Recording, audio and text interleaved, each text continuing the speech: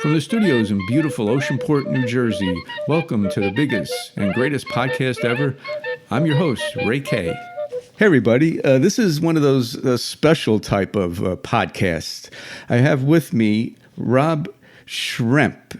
Did I pronounce that correct, Rob? We just met about an hour ago. Yeah, that's perfect. Okay. Yeah. This is one of those things we want to get on fast. I mean, this is something that I guess it could literally save lives, when we get this word out. Rob was I guess a prodigy when it comes to hockey as a child, and played in the NHL for looks like 5 or 6 years. And he's going to share his story about depression and all that encompasses. And Rob, let's just get right into this. Right, when you were a kid, when was the first time you realized that you had this serious issue with depression? Really, it wound up being kind of to the end of that point of I was about 12 years old, probably.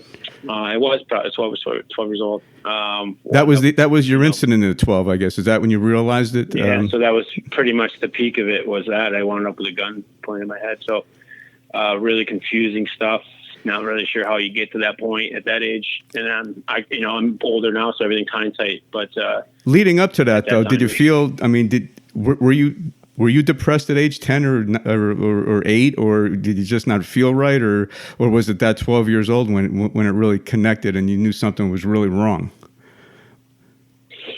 For me, yeah, I had days, if I think about it, days, when you're even younger than 12, just kind of really confused of what I was feeling, sad for no reason. And the word is depressed, I guess. I didn't know that's the word, but at that time it's just really stress and almost pressure and sadness. Okay, was it pressure from playing hockey? I know did you have the skills as a hockey player when you were like 5, or was it more later than that, or describe that, how you got into hockey and how good you were? Yeah. I was very just average going to 9, 10 years old, and about 11 years old I hit a little bit of a growth spurt and then became a little bit better and got noticed by other places, other teams, and then from 11 to 12, my 11-year-old year was like my year. Like I realized I was a good hockey player. We played with this team called the Syracuse Elite Crunch AAA. Bunch of great guys, Greg Haney, all these guys, Kyle Kozal. Now thinking about it, the names that come up, Tyler Zinsmeyer, a bunch of great guys I'm still friends with to this day. But I had, I don't know if I can even count them on the goals. It was around 300 goals and around 500 or 600 points in a season, 100-game season. The team scored that many, or who scored that many goals? That's a lot of goals. I had that many. You had 300. You had 300 goals in a season. Yeah. Wow. Okay. That's like hitting like 600 homers in a year or something in baseball. I mean, that sounds like a crazy number. What did Gretzky have? 100 and I don't even know what his number was. 90 something, right? He was around the same in the NHL, but as a kid, he had the same. And the kid, okay, that's like the number as a kid then. That 300. I mean, so you were by far then the best athlete probably on your hockey team. Okay, right? Yeah. Okay. Mm-hmm. Okay. Now, when you're sad as a kid, I mean, everyone gets sad. I mean, that's so it's probably nothing crazy unusual unless it's like, super sad and everything goes black. So what happens at age 12? I mean, you're not feeling right. Something's not going right. You got some pressures, I imagine, playing hockey. You're moving up, the natural type of pressures. So if you can you describe those couple minutes? Because that seems like that's a pivot point on your life, that moment, or one of them anyway. Yeah, for sure. I just really remember it was the girl I was dating time. We were all having like a go away party for someone older. We were all there, and I just kind of like lost it and walked like 5 miles home. And 5 miles home, I was bawling, crying, and really emotional. And I got to the house, and I knew her. I don't know how. One day I saw her dad's gun under her bed, and I knew where it was. So then when I got home from that walk, I just grabbed the gun and put a bullet in it, and then I put a gun to my mouth, and I tried to pull the trigger. With my toes, I didn't know what to do. I didn't know. I just was like, get out of here, and then wanted to get out of the earth, and I pulled the trigger, and it didn't work. And I was like, holy So you had voices going on and all that, and it was probably a nonchalant thing. You know, it seems like these moments just occur within seconds of almost anybody. I had Eric Houston on the show, and he was describing how everyone has an urge to maybe hit the car next to you, or you're jumping off a cliff. Was it that kind of thing where you're just like, okay, let me just end this, and you don't even think about it? Was it that kind of emotion going on? I don't know why. I don't know. The emotion was like just super upset and just not liking. I don't know if I didn't like who I was or what I was. I don't know what it was. I was so young, and I have no idea. And the fact that the gun clicked, and the immediate emotion after was I was like embarrassed, like really embarrassed. I couldn't believe I just did that. I couldn't believe I just tried to do that. I put the gun back, and I had written a note and everything for this instance. And do you still have the note? No, I was walking away. I get the gun put away, and I left the note on the counter, and I actually heard the door open, so I got really more embarrassed, and I ran through the note in the garbage, and my girlfriend at the time and my sister came in. They said everybody was looking for me, and I was just hysterical. I didn't know, and they actually get having a confrontation because my sister wanted to look after me, and so did my girlfriend at the time. So they had a big argument, and I was just like in such a confusing state. I was like, but I couldn't say, please stop, you guys arguing. I just tried to kill myself. I tried to cover it up and like almost hide from it. Right. And then the next day, she actually was like, I remember him throwing something in the garbage, and she went and read my note, and then that kind of gave her the insight of where I was at mentally. Okay. So you're probably relieved, right? I mean, you're alive, I mean, that, I read your little biography on we're a little crazy.org on Eric's website, when you sort of, I guess, came out several days ago about that. And, it was quite a thing to go through all that. What do you think afterwards? Okay, what's happening now? Okay, you pull the trigger. You get sort of a second shot at life, I guess. What happens like within the next 6 months? Are you still suffering? Are you suffering from more depression? Any other temptations? Like what's going on within the next 6 months, a year, 2 years, 3 years? No, I think it was the girl I was seeing. She was like really good for me and like helping me stay stable and constantly checking on me, like making sure my emotions were okay and just seeing if I was happy and stuff like that. So she was really supportive. We never really talked about it per se of like the depth or the actuality of it. She obviously got what happened. She didn't know the gun was out. I think she just thought I wrote a note, which she probably still doesn't know to this day that I had actually attempted that. So she just saw the note and really kind of nurtured. But then later on down the road, 16, 17, just stupid stuff. When I had alcohol, anytime I'd have, not anytime, but sometimes I'd have alcohol and all of a sudden I'd want to jump out of a moving car. Those things I think are, really to being a depressed person and then adding alcohol on top of it, you just do really, really, really dumb shit. And you can go to really, really deep levels. So that's why I think a lot of people jump into this topic. You want to talk to the youth and be like, make sure you can have an impact and be like, if you have depression, really you got to steer away from alcohol. I didn't. I drink all the time, and I'm sure people know that. They think me the guy is funny when I drink, and I'm always making everybody laugh. But there's deeper issues to it, and there's reasons why the drinks go down, and there's a really scary place that the drinks can take you to if you're a depressed person. I think, for me at least, that's my experience. 17 years old, I remember Danny Richmond just being like, "What the fuck is wrong with you?" And I'm just like wanting to jump out the car. For no reason. I just, other than I was depressed and wanted out. Next day comes around and it's just kind of like, hey man, you all right? And I'm like, yeah, I'm good. And another thing is, not even remembering. Wow. You don't even, yeah. So I didn't even remember. He's like, dude, you tried to jump out of my car. I'm like, oh shit. Sorry, dude. Then I felt bad. That I exposed him to that. Like, did you open the door or the window? Were you halfway out the car, or was it like you just? Oh yeah. Oh, okay. Were you diagnosed with depression, Rob, or was it just sort last of year? I opened up and was having anxiety attacks, like really, really bad. I didn't know they were anxiety attacks at the time. I thought I was having like strokes almost. Because my arms, I remember seeing, not funny, but I saw a commercial for older people, and they're like, if your arms are going tingly, and if you can't talk, and you're stubbing your toe, these are signs of stroke. So for about a period of 6 months, I was getting that often, and I finally got scared enough to go to a doctor, and I admitted to them that I had the depression, and then they diagnosed me with high anxiety and depression, and then that's when they, decided to, just kind of get a plan going forward of how we would attack it. Were there anything underlying to this? Was there any coach abuse or any parent divorce, or was it just sort of a chemical thing going on in your brain? Like, was there anything going on? I mean, it's got to be chemical. I think I can't. No, my parents were still together. They've been together since they were 12 and 13. So you had the full nothing parent like support. that. Where the family's there, great people. And that's probably it's harder on most people on them than anybody else really when they hear these things. But I was embarrassed of it, ashamed of it. I didn't really want to admit it. And you're young and you want to go break. I wouldn't. It would suck to be like, I can't go out and have beers with my buddies and I'm depressed. I didn't buy it. I didn't accept because of the peer pressure. The kids might make fun of you, or just no, kids nothing like that. Because I wasn't ready to admit that I was depressed. I was just okay. like, it's just whatever. It just happens once in a while, right? But once in a while, I mean, what's a loaded gun to my head and jumping out of a car? Those are two instances enough. I didn't, just stubborn and didn't want to admit it, didn't want to deal with it per se. A lot of running away from the embarrassment, running away from what could be there that's making me depressed. I don't know. Sometimes you get scared to face your biggest fears or biggest things that have an impact on you, as you don't know what the fallout will be if it doesn't go right, or say it's an argument with someone that you respect, and what do you do?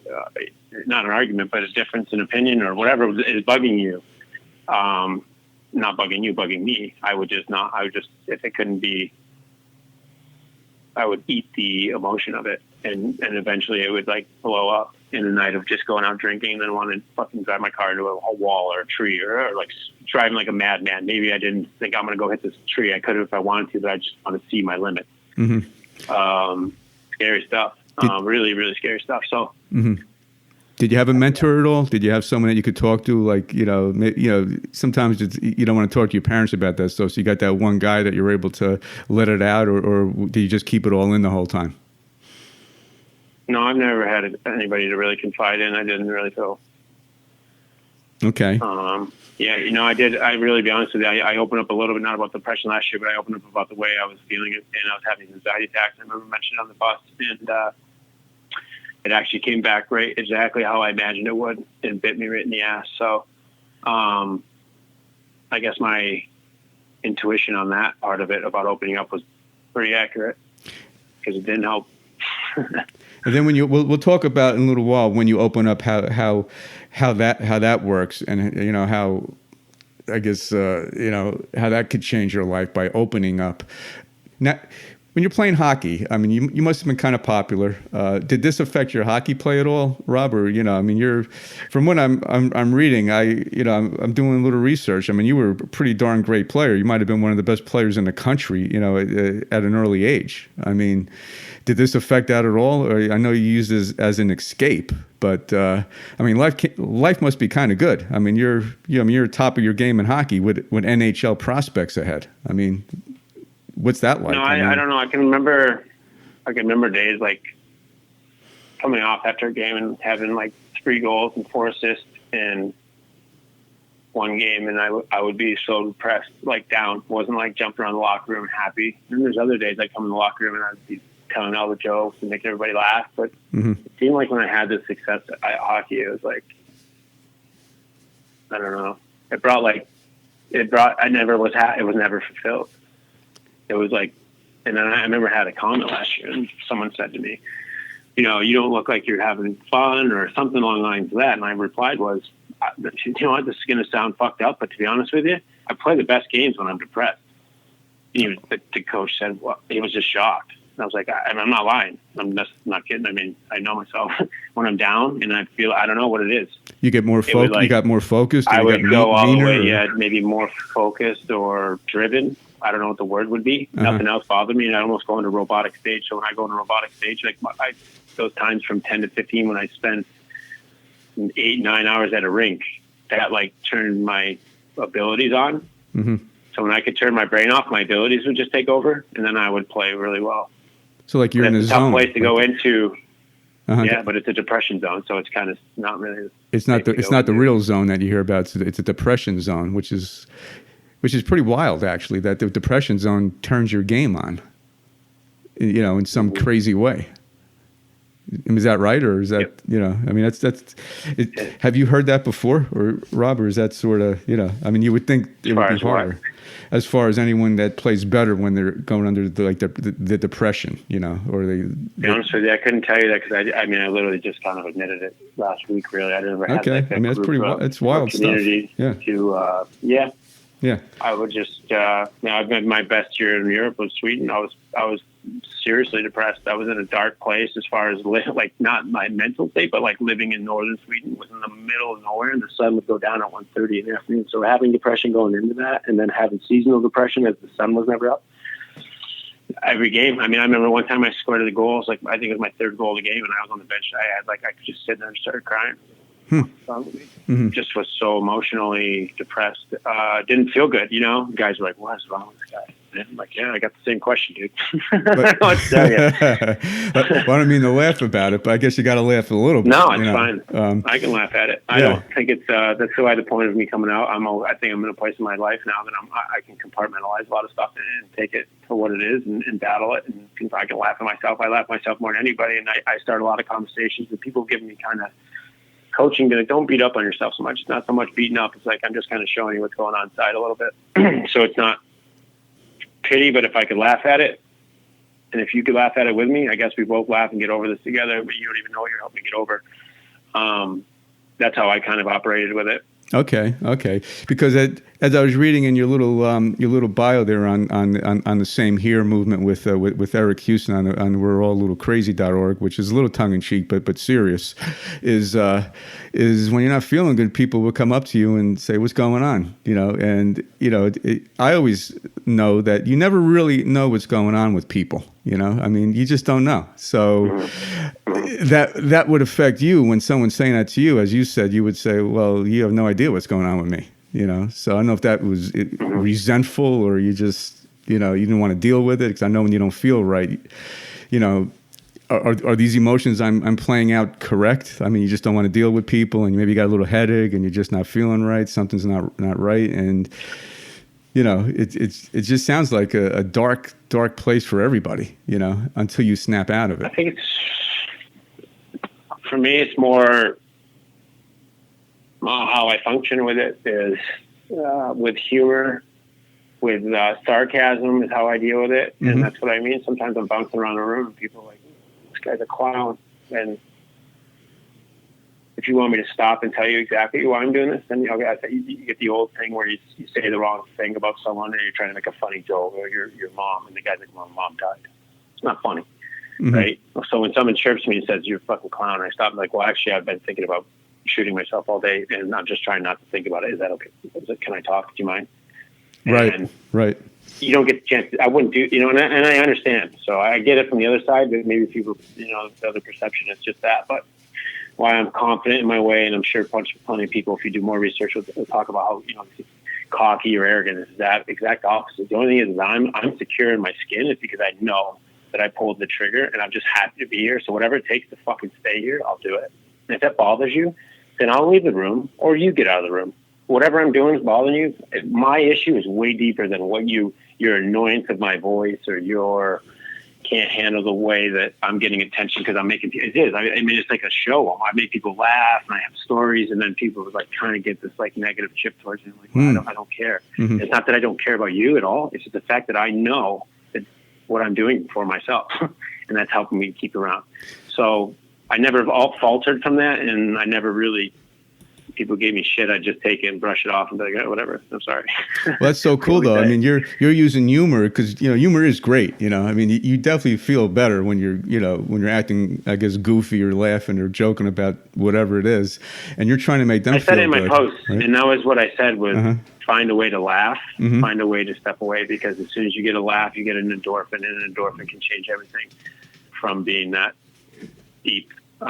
Really, that's all it could take, even when you're in the middle of sniffle crying like a little kid and you don't know what the hell's going on. If you could find a way to laugh, another endorphin comes, and all of a sudden you're like, "Yeah, this is stupid. I'm not going to do this." Rob, did you ever feel any joy playing at all? That feeling of joy, or was it always, okay, I guess, or you're crying after you score 3 or 4 goals. You don't know what's wrong. Was there ever any joy in hockey? At the highest level of hockey. I had a lot of joy in London when I played there my Mem Cup year. I didn't have fun when I first got there, and it was hard. It was tough. I had to, some tough uphill battles to fight to be in the draft year and stuff. A lot of pressure, a lot of stuff going not the way I thought it would. So there was a ton of stuff on my plate, and that's actually where the night came out with Danny Richmond. I just had so much on my plate. I just got drunk and stupidity, try to, whatever, jump out of a car. Like, just insanity to me to think about. But, the point is just of opening up is talking about these things and giving you exact details. So this, like I always mention, I just want if it helps somebody else, then I hope it could. I'd rather not sit on this stuff and nobody gets benefit from that. Not even me. So it also does help me to talk about it. But, the joy in London was the Mem Cup year was amazing, and all the winning and all the good times and good bonding and friendships was awesome. Didn't have any issues there. The next year was a great year. London, David Bowen and I and Dylan Hunter, a couple other guys, AJ Perry. We had like 5 or 6 guys, and we tore it up and almost got our team back to that Mem Cup again. So there was a lot of fun and winning. And then I went dark again. Pro was fun my first year a little bit, but it was harsh. I had a hard training camp. Mm-hmm. Get kind of disappointed. I thought I could make the team. I didn't. Really took it hard. Rejection and being cut. Didn't see that. I mean, as you mentioned, I was really kind of touted growing up, so I didn't think I was going to run into that wall at that age. I thought I was ready. People thought otherwise, so I didn't accept it well. Playing 2 years in Springfield, I could honestly say it was the darkest time of my life. I didn't want to be around, I was just constantly depressed and not having fun. We were losing all the time, stuff like that. A lot of factors adding in, not being in NHL, didn't handle it well mentally. So those years were kind of right off, and then being in New York, it was great. It was like another chance. I got a second life per se. And I didn't, in the beginning, I didn't play at all. They helped to scratch me. And I remember for like the first week and a half, I was just being a total dick. Anybody say hi to me in the room, I just get away from me or wherever, just pissed off. And I had this clue-in moment of just be a teammate. Just be a teammate. These guys don't give a shit. They're in the lineup. They need to focus. I don't need to be the guy that nobody wants to be around. So then I changed my tune, and I decided to be the best team guy I possibly could. So whatever that meant, I come in, and every single day I didn't play for 25 games. Scotty Allen, it's his job to make sure I stayed in shape. So I'd go out and bag skate for 40, 45 minutes every day, come in the locker room, shooting the shit with the guys, make the guys laugh, play pong with the guys. And, that's where I was at in the room. And maybe it got off as like I mentioned before, that's this whole clown persona. That being said, that was my way of dealing with my issues. So I kind of got a little bit of backlash from some guys saying that about me, that I was a clown in the room, but they didn't really have a chance to understand what the issues were for me. So, that's a bit frustrating, but It doesn't, like I said, I have to just worry about myself at certain times to make sure what I'm doing is really in this matter is best for me. And in a team sport, I think you can look at my stats. I've always been an assist guy. I love passing the puck, so I'm not a selfish player. I'm not a selfish human being. So, but in this scenario, I'll be as selfish as I need to be for myself to stick around, regardless of not you personally, but the person across the room, if he thinks I'm an idiot or a clown or cocky or whatever they may think. Cool, I appreciate it. Sorry that you think that, but this is what I'm dealing with. I never did that. I never talked about it, right? I hit it, and it's not fair to think that they should have known, and they shouldn't have. But it was definitely frustrating a couple of years out of there. I remember someone making a comment saying that I was a clown in the room and a distraction, but that was frustrating. What was your strength, Rob? What were you good at? I mean, were you a great skater? Or were you like what was, did you have one thing that you were real good at, or all around, or? I see the ice very well, and I can anticipate the game. I can see the ice very well. I see most of the time I see everybody on the ice at all times, and I know where they're kind of anticipating going and those kind of things. So as a passer, that's very beneficial. Playing in junior, I scored a lot of goals, so I understand how to score goals as well. So I was kind of a threat at most times and could then see other people. Sometimes you have goal scorers. They're very tunnel vision to the net. They always think net, and that's good and fine, Danny, but not everybody can be that player. So going into pro, being a junior goal scorer, going to pro, it was more like you're not the only shooter, so you had to adapt and be a team guy. And that's how it works, right? Mm-hmm. So I adapted and became more of a disher and could see the game past the puck well. But skating wise, no, there was always a knack for me, just always constantly. But again, another frustrating situation is I saw it a lot different. You know, it's like button heads. So, you know, my stubbornness doesn't end with my stubbornness takes me wherever. But for me, I see the game totally different about speeding up, slowing down, changing gaps, watching defensemen's feet if they're turning the right way, this way, that way. And, you know, a lot of times I'd be instructed to just go up and down. And I'm like, no, that's not how it works. And I would fight for that and stick to it because I saw it that way. So you had that, like, those sixth sense. Kind of like Sixth sense. You just knew what was I don't going want on. to say that because then I'm going to wind up making a headline and they're going to say, yeah, she's talking. But not sixth sense. I would just say, like, fifth sense. I had intuition of where people were going. And okay. Also, I could find ways to make those holes by doing different things, by hanging on the puck a little bit differently, by changing angles, by, you know, slowing it down, by crossing over, going lateral. Like, that's the way I saw the game. Yeah. Okay. I didn't just do it up and down. Got you. Okay. Yeah. Now, well, Wayne Gretzky had that famous quote, right? You what was that? You passed the ball to where it's going to be, or there was the puck. There was some famous quote he had about that. Like, well, there's one that said you miss 100% of the shots you don't take. So okay, that was there you one go. as well. There you go. From Wayne. Okay, so you play. It looks like about 6 years, right? I mean, you have a decent career. Maybe not the kind of career when you were a kid you probably thought you'd have, but I mean, you made it to the dance. I mean, NHL hockey player. That's a pretty short list. You know, not many people do that. You know, I guess it's probably one out of the people that play youth hockey. 1 out of 10,000, I bet, of these kids that play. I mean, the odds of them going to play in the NHL are pretty low. I would say. You know, so you made it, right? You retire. What prompted that, Rob? You're pretty young. I mean, retiring. I don't know what the hockey prime is, but at 31, 32 sounds pretty young, you know, to retire. I opened up. I had issues. I started having them during games. I started having anxiety attacks. Now I know they're anxiety attacks. That time I didn't know what they were on the ice. I was like, literally in my head, like, don't black out. Don't black out. Just don't black out. Wow. And all of a sudden this like strong, powerful thing would come through, like wow. a nerve or like all the nerves, and it'd go right to my head, and it'd be like, and I would hold, and then it would be like, whew, I didn't black out. Holy shit. You kind of floated off. In the middle of a play. So Uh-huh. I kind of got scared a little bit, and then I said, all right, it's time. Like, I got to go see a doctor. This is enough.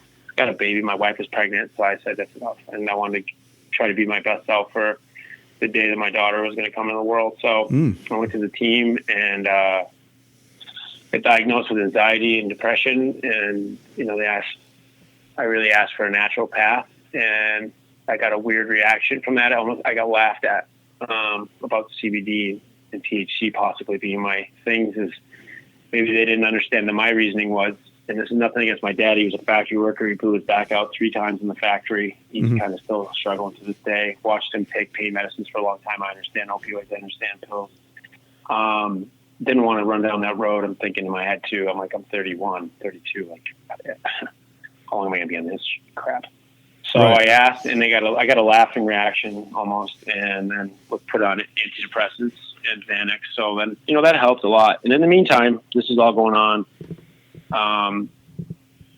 You know, so I'll keep it to the story of this. But then I got to the end of the season, and I really thought I had a really good year, because when I got there in October with Peter Mueller, they were, you know, the team was in last place, and by January we were top of the league.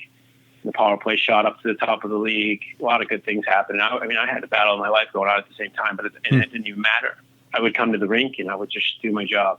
I did it pretty well. And I ended up being top in the league in points per game. I wound up making the top, I think it was top 8 in scoring, and I had 20 less games. So whatever was going on with me had nothing to do with the team, in the sense of not getting out of me what they thought they were going to. They got what they wanted out of me, and plus some. And that was while I was fighting my battle. So, wow.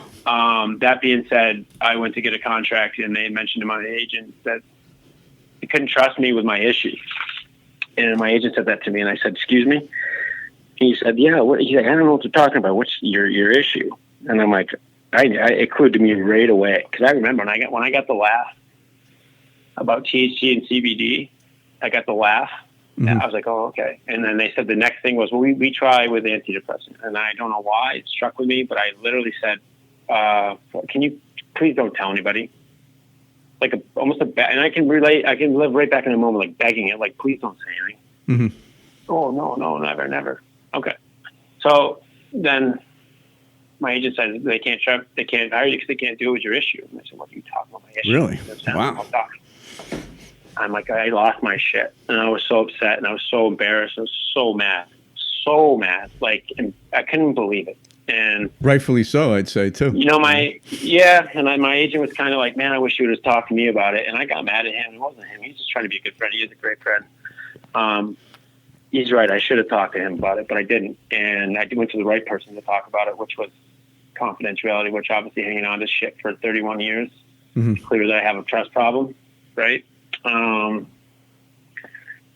And then, so I was really mad, really upset. Didn't get hired back because of my issue, my antidepressant issue. And I was like, wow. And I wanted, and I got all the mad, like I wanted whatever, blah, blah, blah.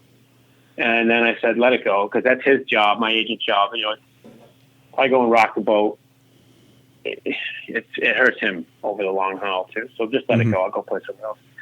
Got another job in Czech Republic. And the day I was getting ready to sign the contract, I got a call, and they asked if I was lying to them. They hear that they hear that I was fucked in the head and taking some kind of antidepressant. Who said this, Rob? Yeah, so I won't say that because okay. He was. I mean, like someone from the Czech team. He was this guy who I was working with. Good friend of mine. The agent guy. Okay. Pat, yeah, and my other buddy he was becoming an agent, so I thought, hey, I'll let him be. I'll be his first deal, right? Like get him some commission. He's got a family, love it. Mm-hmm. It's a great connection. He did nothing wrong. He relayed the message to me of what he heard. So I don't want to nothing hard on him. He's a good friend. I still talk to him like every other day. Mm-hmm. But the words. You were taking some kind of antidepressant and you were fucked in the head. And I just was like, I started screaming and I was like, so mad. And I hung up the phone. I looked at my wife and I was like, I'm never going to play again. I will never play again. I can't even think about it, man. I can't even think about it. It went from point A where the situation, let's put quotations on that situation or issue happened. Mm-hmm. The issue, the way I see it, is their team was in last place and I brought them to help them bring them to first. It went from that. It went to point B. By the time we got to point B, I was fucked in the head and taking antidepressants. So then I was like, nope, I will tell my own story and fuck you guys. And now I'm kind of, it took me a while and I wanted to make sure I did it in the right avenues. And like I mentioned, I didn't want to do it. I want that often. It was hard to talk about these issues as a kid and these issues even last year that happened to get me to not play. It's not that easy to talk about, but I mean, I can't imagine walking in a room. It went from point A to point B, and it got to that screwed. What if I just let that one go and went to point C, and I tried to go with another team? I can't imagine walking in a room with 19 other guys. I can't. And then what am I? The guy that's fucked in the head taking medicine? Like, well, who am I anymore? I'm no longer Rob Schremp. What I thought was a good hockey player, I'm the fucking kook. And everyone's going to dodge around me, and everyone's going to, it's either they're going to dodge around me or they're going to chuck sympathy at me, which neither one of them I asked for, neither one of them I wanted. All I wanted was help. All I wanted was not to be like having anxiety attacks. Like that was my want and that was my ask. And what I got was essentially drop kicked. Now you're being judged. I don't like the game anymore. Right. Mm-hmm. Yeah, I don't need to. So I don't really need that anymore. What was that, Rob? You don't like the game anymore? I don't want to be in the game anymore. No. As a player. Okay. As a player, I don't know in what capacity. I mean, I am going to give back to the game this summer in my hometown area, my brother and stuff, and see if I can, get some joy back in the game, out of the game. But as a point of going and dressing up for a team, the issue for me as well was like during playoffs, I got a concussion. I know I had a concussion. I had one in Atlanta, and then what happened was, I got a game 81. I said we weren't in the playoffs, so I sat out game 82. After that, my family was going to Myrtle Beach. I went up and met them. And from the day I got there for 4 days straight, every morning I woke up bawling, crying. I had no idea what was going on. I wasn't sad. I wasn't upset. I wasn't in one of my depressed modes. I called the team trainer and I just asked him, like, hey, what is going on? He's like, wow, okay, I'm glad you called. listen, your emotional side of your brain is obviously bruised, and you need to rest it. And that's what this is. It's nothing else. You can't control your emotions. It's your brain. Let it rest. That same scenario happened the last season I played. And it was almost a back and forth with the physician. Maybe sinuses. I'm like, it's not sinuses, man. I'm crying out of nowhere. And what I was doing was asking. I don't know what I was looking for.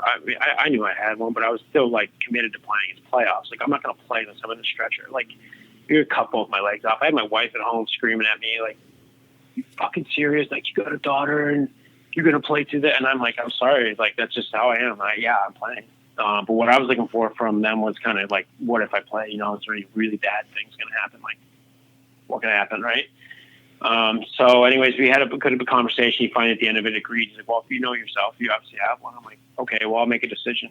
And it got ended up getting translated to the coach that I wasn't going to play because I had taken medicine and I was having anxiety attacks. So it wasn't even true what happened there. And then that was that. I just felt like I sacrificed my head. Game 6 in the finals, I got knocked out by Mike Angelidis, like KO'd me. And I went in the room, just sat there for a minute, came back out, scored. And I did an interview in between the periods, and the guy asked me if I was all right. I don't know. I don't remember this. I only remember because I watched it after. I didn't have a clue what he's talking about. And the worst thing you could probably do is go out playing after a concussion. I mean, that's, now that's. Yes. I'm not, the thing for me is like, that's how I saw the game. Every time I got in playoffs, if you look at my stats, I play like a warrior. You call me soft in the regular season if you want. I don't care. I'll come and dance when the cup's on the line. I promise you. Mm-hmm. And I didn't want to sit out. I wasn't going to sit out. And that was the sacrifice I was willing to make. In the return, the payment, the ROI I got on that was essentially laughed out. So for me to turn, I can't play hockey anymore. Don't want to. I'm good. When was your last year? Happy where I'm at. When was the last time you were on the ice? Year. Last year, 2019, 18. That was it. 2018. Yeah. You hung up the skates, I guess. And do you remember, like, when you left the ice? Did you know that was it? Did you feel relieved that, okay, you know what? I'm ready for the next phase of my life. This is, I had a good run or whatever. I'm not happy anymore. Did you get that feeling when you left the ice, or was it like later on you just kind of like, I'm retiring? Like a month later. Any last minutes on the ice? Sorry, I missed that part. Was it a question? When you left the ice for the last time, did you know it was the last time, basically? No. You didn't? No, not at all. Okay. I had, we were down 3-0. The series was game 7, and we were down 3-0 in the third period, and I played unbelievable to try to get us back in. I got us back to 3-2. A guy in the shower came up to me and said, "Hey, Shrimpy, I mean this from the bottom of my heart." He goes, "Thank you for showing up." He's like, "I'm sorry that we didn't all show up." He's like, "You're the only one that plays." That's not a false story. I promise you, I'm not looking to stroke my ego. That was exactly what was said in the shower. So that's how I played, okay, with what I had going on and being knocked out the game before for the concussion. So that drive, that passion, everything in me was still there, and I was still ready to play. And I got met with, "Your issue is an issue." And then I got met with, "You lied to us, you're crazy, and take medicine." So those are the things that I was met with. And then I met them back with a middle finger and said, "I'm done with hockey." Okay, right. And do you believe that old adage, if it doesn't kill you, it makes you stronger? Is there truth to that, do you find personally, of all the things you've been through? Extremely feel blessed. I don't feel like a victim. I'm only telling this story to help, hopefully. Mm-hmm. I'm not looking for sympathy, as I mentioned. It's not like that. I feel very strong to speak about it because it has made me stronger. And I just, I'm only here. For me, the only people I need to please are my wife and my daughter. Make sure I'm supported and they're proud of me. I no longer need the approval of somebody that would meet a person with my issues with, "Get the fuck out of here." I don't need them in my life. I don't think anybody does. So I don't have any missing of it because that's what I see. If I go back, those are the type of people that I see, and I don't want to be around them. So I don't miss it at all. Do I love playing hockey? Absolutely. I love watching it. I love being around. I just went and did a charity game for Stop Concussion. And I had such a blast. And then the guys were asking me, "Well, you got to play." I'm like, "Nope." What advice, Rob, would you give your younger self even? And then I want to talk about the CBD and how this sort of changed your life. And it's not that it's mainstream, but I'm hearing a lot of good stuff about it. Or what advice would you give a young kid that was going through what you were going through? What would you say, or to yourself when you were young, or is there any advice that you can give to someone that's going through? I would say, pay attention to your path and be careful who you're not rolling with per se. I'd say, like, for my scenario, I'd say if I was like I did, I didn't tell anybody, nobody knew. So then you going out drinking all the time. That's the worst thing you can do. You know what I mean? Try to surround, if you're not going to be vocal and if it's hard for you to speak about it, I'd say make sure you quietly then, just like you are not speaking about your issue, quietly surround yourself with the right people that you know are going to kind of never lead you down a path. I'm not blaming anybody else to make my own decision. I'm a man, but there's sometimes you just got to look at the situation and surround yourself with the people that you think are going to lead you in the right direction. If you're not going to come out and speak about these dark issues, they are embarrassing at some point. They are, because you don't know the reception you're going to get, and that's a fearful thing for a lot of people, and especially as a boy, a teenage boy or girl. Social acceptance is the most prominent at that point. And the biggest fear is people just, all of them standing around you laughing at you, right? So you don't have to necessarily come out and do that. And I can't say that you should, because I don't think that's right either. I think you should then smartly make sure you align yourself with the people that you feel that would catch you if you fell. Real friends, if you could find like a real friend, Yeah, and then at that point too, you don't know, because you're young. We're all evolving. It's so kids might use you. You might think they're your real friend, but then they might say something behind your back, because kids are kids. So it's I can see how it's tough. It's a really slippery slope, and that's why we get as adults, as someone like myself, I'll turn around and I'll attack the issue, and hopefully I can break some walls down to make it so at the point where a 15-year-old can just literally look at a group of three of his friends like, man, I feel so depressed right now. I need help, or whatever, help. It's not going to be, oh, you loser, oh, you pussy. It's going to be, hey, man, that's all right. Like, we all have bad days. That's more important, I think, and that's what is important, is to have that day, hopefully near future, rather than further. And then you will hopefully hear less John Doe at 15 kills himself, or so-and-so at 12 years old. Those are devastating things, and I was supposed to be one of those. Luckily, I'm not. You're here to talk about it all and help people. CBD. What is CBD? What is that? You hear about it? Cannabidiol Tell our oil. listeners what it's that industrial hemp, yeah. So it's industrial hemp. Okay. And what it is they strip down the psychoactive part of it, they take out the THC, and there's so many benefits in the plant itself that are misconstrued per se, because everybody thinks weed, high, smoking dope, right? Reefer, lazy. There's a bunch of associations that go with it.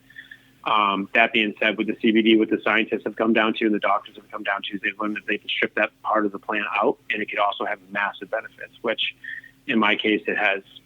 With the anxiety stuff, I met Taryn Burke and Robert Chavez at a hockey camp, and this was a time when these anxiety things had just kind of recently started, and I had a couple of them at nighttime, and it made me scared to go to bed. Like, I literally was scared shitless to close my eyes, because I was like, the times that it happened, it came, and I was like, the last thoughts I had were, don't die, don't die. And I'd jump out of bed. My wife was like, whoa, what?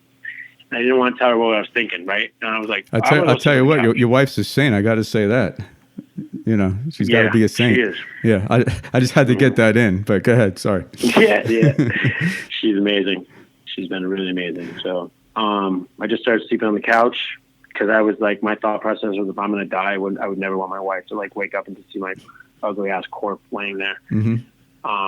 That'd be a terrible reaction to waking up. So I thought if she'd find me, it'd be downstairs. But anyways, we got to the camp, and Taryn and Robert started talking about the benefits and what it caused. They started talking about anxiety. I'm like, what's anxiety? They started listing off the signs. I'm like, man, I got that. That's exactly what I'm going through. They started talking about how it helps you with sleep. And I just got to this point where I got to there. I was like sleeping like 2 hours a night, and it was at like 5 o'clock in the morning. I finally just passed out from being like dog tired from like fighting all night, right? Like waiting for this stupid thing to happen. And that's the worst thing to do, is not get sleep, right? Sleep deprivation. That's got to be like one of the worst things health-wise. you know. You're rolling on your anxiety. Well, not anxiety, but then like you just get groggy. It's hard to get your endorphins. It's hard to be happy. It's hard to be anything. You're just like a fucking zombie. Doing that at the same time, trying to train at a professional athlete level and trying to make a career. And I'm like, this is impossible. So then anyways, I just, as an athlete, we've had plenty of products brought to our face, but at this time with the words that they were saying, I was like, this is like very close to home. This could be a godsend. I'm like, I'm going to give this a try. And then the third night of taking this product, I fell asleep at like 9 o'clock at night. I woke up the next morning, 8 in the morning, and I was just like, holy shit, it worked. And I was just like, I just told them anyway, I was like, guys, that's amazing. I'm like, thank you so much. I'm like, I don't know what I have, nothing to do, but like, I'd like the product. I'd like to keep using the product. And also, if you want me to speak about it, I'm more than happy to, as I knew the power that it just had on me was amazing, just for the sleep aspect. And then I kept using it, kept going on with it. And then like 2 months later, my wife's like, you haven't taken a Xanax in a while, have you? I'm like, yeah, you're right.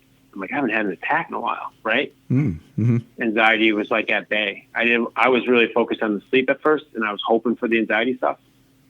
And then, like I mentioned, 2 months in, my wife's like, wow, that's amazing. She's like, this stuff's working for you. I'm like, absolutely. So then I kind of jumped on to be like a spokesman for it, as I wanted other athletes to see this. Like, I'm a no angel. I jumped on the train of sleepers. Like when I played, I take sleepers every night.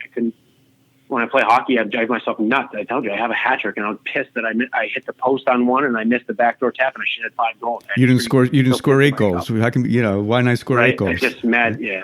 So I'd just be up till 3 4 in the morning watching the tapes. Like, yeah, no, it was how it was for me. I really was like a driven mad scientist. I don't know, but I'd watch my tape till 2 3 in the morning, like, gosh, whatever, blah blah blah, breaking it all down. So sleepers were prevalent.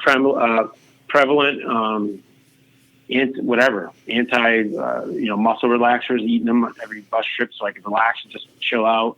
These things all were like adding up. And it was like, finally got to a point, like I mentioned, I seen what my dad been through. I was like, I don't want to do that. Not that he's in an awful place. He's actually in a better place now because of CBD. Okay. So he's on it now. And I don't care if not one other person believes me, I don't care. My dad, myself, my uncle, my mom, have all had massive impacts, and I mean massive. So now you find this sort of godlike, and I don't want to call it God, but you find this natural substance that, this thing must be unbelievable now. Now you're sleeping, you're not on Xanax.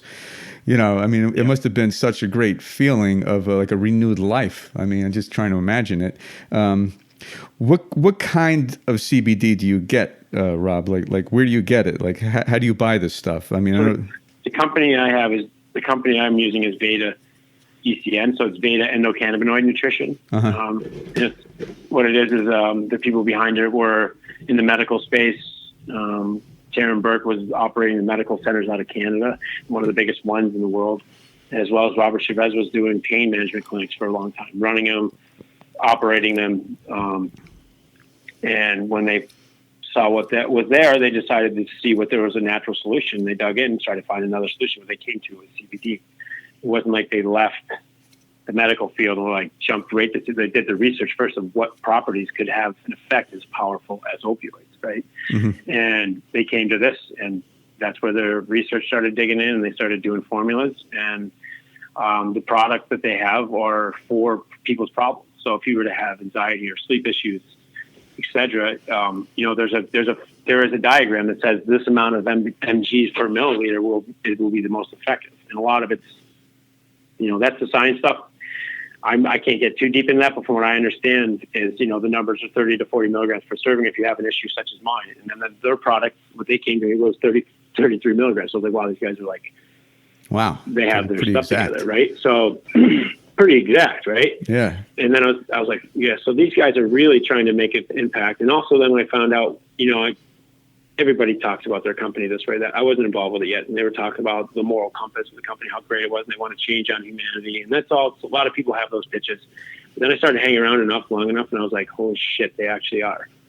And then I started seeing like the way they did their business models as far as pricing and stuff like that. And I was like, it was feasible. It was accessible. It was affordable, all this stuff. And this stuff was like hitting me. I got rid of my Xanax.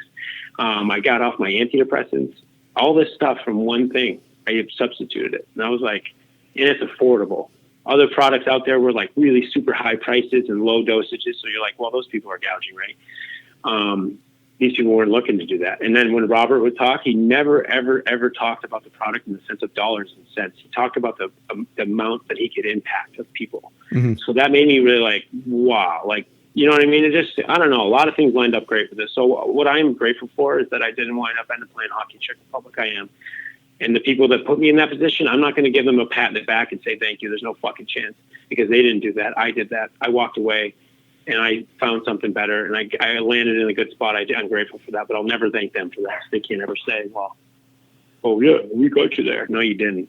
Mm-hmm. You kicked me to the ground, and they were lucky that I was strong enough mentally to not grab a fucking gun again.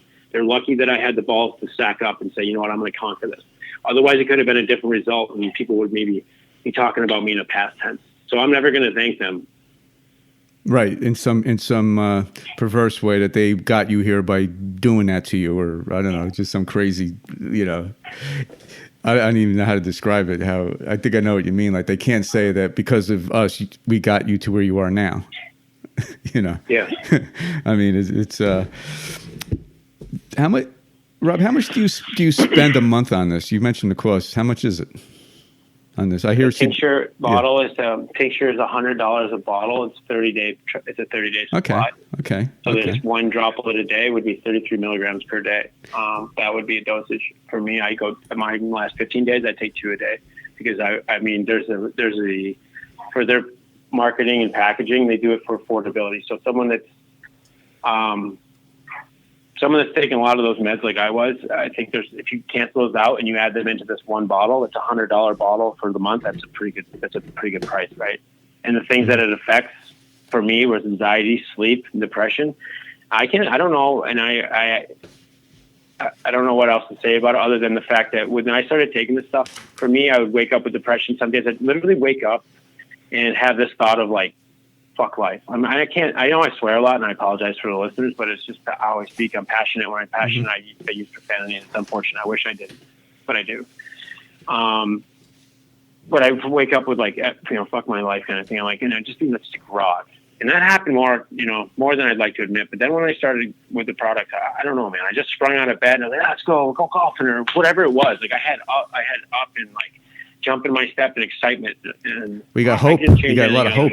It seems like to me the word hope. You got great hope in future. The future is alive. Yeah. You know. I'm getting almost excited thinking about the feeling. Yeah. Is it a dropper, Rob, or is it like can you? Yeah. So we have all the applications. So there's a tincture that you put under your tongue every day. You put it under your tongue and you let it sit there for 20, 30 seconds, and then it absorbs and it goes down in your digestion and starts to take its action and starts to get to your endocannabinoid nutrition. Now this is legal, right? You're allowed to buy this in the U.S. This is legal. Yeah. Okay. Absolutely. So the hemp bill passed, and that was the thing. That's why last year when I asked if I could use CBD and THC, and I got a laugh, I wasn't sure. I didn't know the rules. So I was like, I'm not a medical doctor. I can't argue. I'm like, okay. I just took it. And the fact was, actually, hindsight now, they were wrong. CBD is off the ban list for IIHF. It's off the ban list. They put it right in there. So I wish I had more education, but I didn't. So the Farm Bill also made it legal for these which is recently, right? This is like at the end of 2018, December, they did it. They passed it. Now they're just in the process of getting the legislation and this sort of thing. But at the time, right now, everything is legal as long as it is under the 0.03% tincture level. 0.03% tincture level. People hear THC, they're like, oh, there's weed. You would have to. I can't even do the example. This is an exaggeration, but my wife's father did hemp farming, and I asked him before this was like a couple years ago about this, and I was like, "What? Is there any weed in that?" He's like, "No." He's like, "You would have to maybe roll up like a 30-foot long joint and try to smoke that to get a buzz. By the time you got to the end of it, you'd be dead from smoke, not for being high."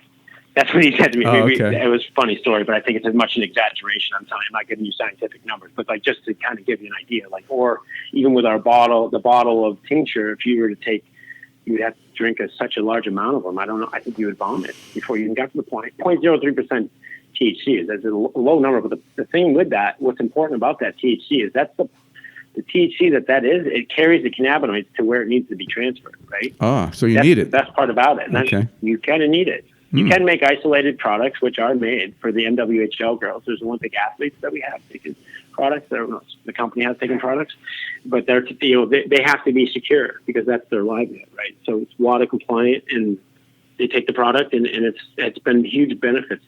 Everybody, guys down here at golfer, they always bring it to the course. I'm like, guys, try this. Like, and I've been getting like, it's first stubbornness, and then after the round, they're like, man, I felt really relaxed and like not so like, some low high handicappers around the greens and trying to chip, their freaking knees are shaking together. So. And you can put this topically too, right? You could put it topically on your. Yeah, we have all the company has all the applications, right? They have a vape, which for me, I carry the vape around every day. For me, the vape is like somebody that has an allergy that carries an EpiPen. When I have anxiety, I have these triggers that I've had to come to learn, and they're cold hands. My hands get like freezing cold. Like my wife will grab me like, holy shit. My breath changes. There's times I feel them coming on, and I'm just driving. I'm trying to pretend like nothing's going on, so I don't, alert my wife, and she'll just be like, "Hey, are you all right?" And I'm like, "Yeah. Why?" She's like, "I can hear your breathing." I'm like, "Yeah." She's like, "Is it coming?" I'm like, "Yeah, a little bit, yeah." Mm-hmm. She's like, "Okay, well, just." And then so for me, what I do is I carry the vape around, and this is a faster acting application, so it's okay. The vape, it gets in your lungs now, and it has this like. For me, it has this total calm down effect where it used to be when I started getting these triggers, I would have to get my ass home as soon as possible, get in the shower and get into a space where I felt like totally comfortable, where nobody could see what was going on with me, just how it was. Mm-hmm. And those things have now been combated.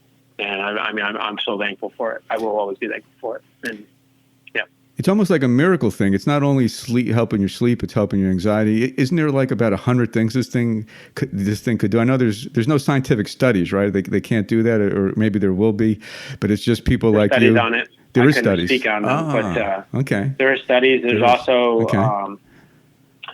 what they, the essentially what it is, the endocannabinoid system is underfed. It used to be in our grain. It used to be in our crops, in the animals. Live feed, so that got abolished, right? And if they said no more, let's get rid of hemp and marijuana, the sister plant. So what also happens is with industrial hemp, it's like one of the strongest threads in the world. Like it really is, like for clothes, for plastic, instead of plastics, instead of all these other things. There's other properties of it that have a huge benefits on. Not to get too deep into it, but it's a miracle plant in my eye. It changes the soil, turns the soil back up, it gets more nutrients in the soil. So there's plenty of things for the farming side of it. They've had some studies, I guess, from what I've been told and read, they've been trying to introduce it to the cattle, and the cows have been producing more milk. So there's all these plus sides to it that have just kind of been hidden because everybody was kind of stuck on the fact that you could get high off the sister plant, which is the one with the THC in it. So there's the industrial hemp plant that just has that little bit, like 0.03%, right? But it's very there much for a reason. Mm-hmm. That's that. The next 2 years is going to be interesting, correct? I mean, I know that the Hemp Act just passed, or the Farm Act, whatever, in 2018. This stuff's just starting. I mean, if this thing starts, people aren't going to be using Xanax or all these things once they get wind of what this stuff can do, and they hear testimonials like firsthand stuff. Where do you see this in a couple of years, Rob? It's kind of exciting how this could help society, correct? It really is, and I think it's at a great time as the opioid crisis came. That is here, prominent, and it's in a lot of people's lives. And it's gone to the point where it's maybe there's the people that got on those where they've actually accelerated to the higher stuff, which is more dangerous of heroin. It's pretty bad. And I think for someone like myself, I'm so optimistic. I've used this thing to get off sleeping pills. I've used it to get off Xanax. I've used it to get off antidepressants. Those are three things. And, I don't really have much pain. I feel better, right? So these things take away, with those things out of my life, on a daily, I think it's amazing, really. I don't want to rely on something like that. I don't want to be a mummy. I don't want to take any Xanax and just be a puddle on the couch, my daughter running around. I'd rather take a CBD, take a herb plant, and be a human being. That's just me. I mean, if people don't agree, that's okay. I get it. But for me, like I mentioned, I'm going to go ahead and do whatever it's going to take for me to be happy and healthy on this planet. And for me, it's CBD, THC. I have a medical marijuana license. I will use that when days I have depression as well. Makes me happy, makes me relax. It doesn't make me want to drive my car to a building. So I'll go ahead and take that. And if other people have opinion on it, I'm sorry. But if you want to trade my anxiety and my depression for your opinion, I'm more than happy to. If we can facilitate that, you get the right agent and right general manager, we'll make the deal happen. But until that point happens, you can go ahead and keep your judgment and kind of leave me the fuck alone. Well, it's like you threw like 3 monkeys off you. You hear, there's a monkey on your back. It seems like you just threw 3 or 4 of them right off you. Now you're, lean and mean, and you don't got that. It just can't be good having that stuff around you. It's I don't know. It's just got to be a new life for you, and I'm so happy to kind of hear that. Thanks, buddy. I appreciate that. A little fun stuff. You ever meet Wayne Gretzky? Yeah, I did a video with Wayne Gretzky when I was 12 years old. It was called Wayne Gretzky's Trained to Win. Really? He flew us out. Yeah, he flew us out to Timmy Conley, myself, Colt King, and Drew Fada. Drew Fada and Colt King were like these 2 15-year-old lads that were like big 6'3", 215 at 15. They had this big future in front of them. Tim Conley was projected to be a first top 5 pick in the NHL, and then I was like the young kind of talked about kid. We went out to Orange County and did a video with Wayne. It was amazing. He was such a good guy, and it was a really cool experience. So, I guess we've talked a lot of dark stuff, but I've had some great experiences. Was that like meeting Babe Ruth? That must have been pretty crazy. It was amazing. I was kind of like naive. I just went out and like treated him like he was a friend, like an older friend, Okay. I don't know. I wasn't in awe. I was just like, hey, what's up, buddy? You're being cool. I wasn't scared of, I just was really kind of, not much scared me back then, I guess. I don't know. Well, you were a great player, so I could see that you're like, hey, it's Wayne Gretzky. You probably felt like you were in awe of him, but you didn't want to kind of show it. Hey, what's up, buddy? Guys like us, hey, Wayne? We're equals. Guys like us. Yeah. Was he the best ever? Was he the best player ever? Hockey player? He was amazing. Yeah, I didn't get enough time in that era. Who's the best you ever saw? Who's the best you ever saw? Play with? Best hockey player? Yeah. The best hockey player I've ever played with on the line was Robert Nielsen. The best player I've watched was Sidney Crosby. Okay. Are you an Islander fan? I know you played for him. Yeah, I was. Yeah, definitely am with the guys that pull for him and stuff like that. And now they have a new face, a new franchise. I'm really pulling for him. So I really like what they are doing, making changes, not doing the status quo over year over again. It's nice to see him turn it over, and actually when they did it, it turned into be successful. So it shows you that sometimes change is good, and sometimes it has to be massive change. So they're doing great things, and it's fun to see those guys succeeding and having those fans. Those fans were spoiled back in the early 80s, end of the 70s, and to have that go dormant for so long, I feel happy for the fans of Long Island. Just to have a team to be proud of again. Who's going to win the Stanley Cup? Is it wide open? It's nuts. All these one seeds going down. Who knows? The Anybody, thing is, with a guy like Barry Trotz at the helm. I don't know. He's so smart. So smart. They just took down the Penguins with no problem. That used to be. I remember the Penguins always kicked the shit out of the Islanders. Always. There was one year Sidney Crosby had like 17 points in 4 games against us. 17 points. This is like that number is like playing Pee-wee. Yeah. Right. Yeah. Anybody 17 points in 4 games. 6'5", he had all 6. 5'4", he had all 5. 4'2", he had all 4. 2'1", he had 2 points. And we did video, and I kid you not, out of the 17 points, there was probably like maybe 3 or 4 of them where you're like, missed coverage. But the missed coverage was like a guy had his stick like a half a foot out of the, just enough out of the way where you're like, it almost like nitpicking. The fact that they went up scoring is now you have to put it on video. But if that didn't score, you would have never stopped that video and been like, hey, your stick's a half a foot off, right? It was just like, holy shit, like this guy's nasty. So that's why I say that. And I played against Sid when he was even a kid. We played him in the Memorial Cup, had a chance to play him there, and we won. We beat him, unfortunately. But the first game we played him, we had a team, very, very good team that year. And the first time we played him in the Mem Cup, it's 10 minutes in the game, we were down 3-0.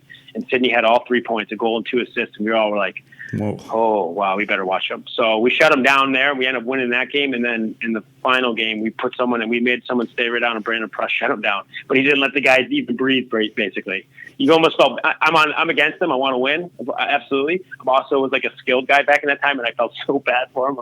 That sucked. You couldn't take a stride, and it was the old rules, too, right? So you couldn't, anytime you take a stride, you could just put a hook into him. And the refs, they wouldn't give you a penalty. It's like, let him go. But it's too late. He already tried to accelerate. You stopped his momentum. He's out of the play, right? Mm-hmm. So he was just getting Yeah. Anyways, he was still an amazing player. He still is. So Wow. A lot of respect for Sidney Crosby. Do you like baseball and football, or you like all hockey? I mean, do you like the Yankees or? No, I love it all. And I love baseball. I'm a big Yankees fan. Todd Mattingly was my guy always growing up. Loved it. My dad watches the Yankees pretty much every time he can. Ask my mom what she thinks about the Yankees. So she's got to watch She watches the baseball games every night. Well, I'm a Yankee fan too, so I get it. I definitely get it. What I'm saying is, my dad makes her. So they had one TV for a long time, and so she has to watch it, even if she doesn't want to. That's what I'm saying. Yeah, I asked her. My dad loves it. My mom's like, there's 160 games, man. Like, he would try to find every one of them. Yeah, game 8 doesn't really mean a lot, but when you're a Yankee fan, him and my buddy Joe Gear. Buddy Joe Gear is a Boston Red Sox fan. He's calling my dad like game 3, the Sox. I don't know what it was. It might have game 8. They played each other, and I think the Sox won. And then Joe Gear's calling my dad, ribbing him, And I'm like, my dad would let me know. Joe called me last night. I'm like, he's seriously calling you on game 8? I'm not that into it. I'm not going to be fighting over game 8. But, give me a game 150 when it's coming down, game in hands and all that stuff. And we'll start getting into it. Right, the pennant race. My dad's right from my dad's buckled up, ready to go. Hey, that's fun though. That's fun. It keeps the kid in you. When you like. Yeah, when you absolutely. Still like it, I imagine you were a pretty good athlete, even with all sports. Most athletes are. You were good in baseball, good in football. You're probably all around athlete, correct, Rob? Yeah, I played every sport. I played baseball, lacrosse. Football was not. I quit very early. I didn't like it. They wanted me to play in the line. I could throw a spiral at like 9 or 10 years old, 40 yards, and they would not me play quarterback. So I just said, I'm not going to be a center. Okay. Know that. Okay. Hey, I noticed on your Twitter page you're playing the guitar. Is that one of your hobbies? I've been playing guitar, trying to learn and pick it up. I'm not a pro at it, but I enjoy it. It's really peaceful. Okay, you looked pretty chilled out in that picture. It looked like you kind of been playing it for your whole life, This is our little final section here. I don't know if you heard my podcast, but I have this section called Hit and Miss, where I give you a little word association, So you tell me, the first thing that comes to your mind, or the first couple things that come to your mind. This is like the hard part, So this is how I really find out how my guests are. Are you up for this? Is this okay? I'm in, buddy. Okay. I'm in. Favorite color? Orange. Okay. If you were on a deserted island and you had to choose 2 musical, I don't even know what they call them now, albums, or CDs, whatever they call them now, what would they be? It would be Dave Matthews Band, any album with 41 on it, and it would be probably Ben Howard. Okay. If you were in a foxhole, other than a family member, who would be in there with you? Mike Papa. Okay. Favorite movie? Good Will Hunting. Favorite actor or actress? Ooh. I was a big Robin Williams fan, unfortunately. Okay. Favorite serious actor? It's kind of weird that I have that. So I like Robin Williams is always Patch Adams. These movies were very deep and touching. Yeah, good stuff. Sorry to cut off, but they had a lot of depth to him, and he had his issues. I feel like I dealt with mine the same way. So I didn't see that in Good Will Hunting. I didn't realize that, but then like Patch Adams, those kind of movies, these other ones. He was quite a great serious actor, actually, wasn't he? He was quite a good serious actor. He really was. Yeah. He had chuck sarcasm in at any point to lighten the mood, which is important. And he had that thing where you kind of felt sorry for him or something. He kind of brought that out to me anyway. He had some sort of thing going on, a connection of some kind, the way he was. Florida. What comes to mind when you hear Florida? Yeah. First Florida? Give me this is the word association. This is the tough part. Florida. Yes. Golf. Rolling Stones. Golf. Rolling Stones. Meeting Mr. Gretzky. Bill Murray. Hilarious. Caddyshack. Your first TV sports memory as a kid. What's the first thing you remember in sports, either on TV or some kind of memory when you were like 7 or 8? Sports is Michael Jordan. Doing his thing, man. And Air Jordan was prominent.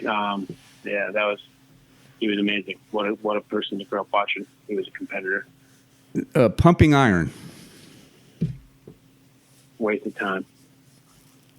You never lifted weights? I hate it. Do push-ups or anything? Or I was born with talent. I was not born with genetic muscles. So for me, it's a hard process to gain and stay strong. It's not my natural ability. My Okay. natural ability was actually just to play sports. So you really don't need to lift weights then. I mean, you did it. I mean, I didn't go on the ice for 5 months, and I just went over that charity. I know it was a charity game, but I didn't feel like I was out of shape. All right, one more word association here, Rob. Babe Ruth, The great Bambino. the one and only. He's actually my favorite athlete, the Babe, being a Yankee fan. Rob, thank you for coming out. That was Rob Schremp. Rob, I'd like to have you back again if it's okay, maybe in a few months. Talk more about your Absolutely. CBD and everything. I'm Ray Kay, and we'll see you next time.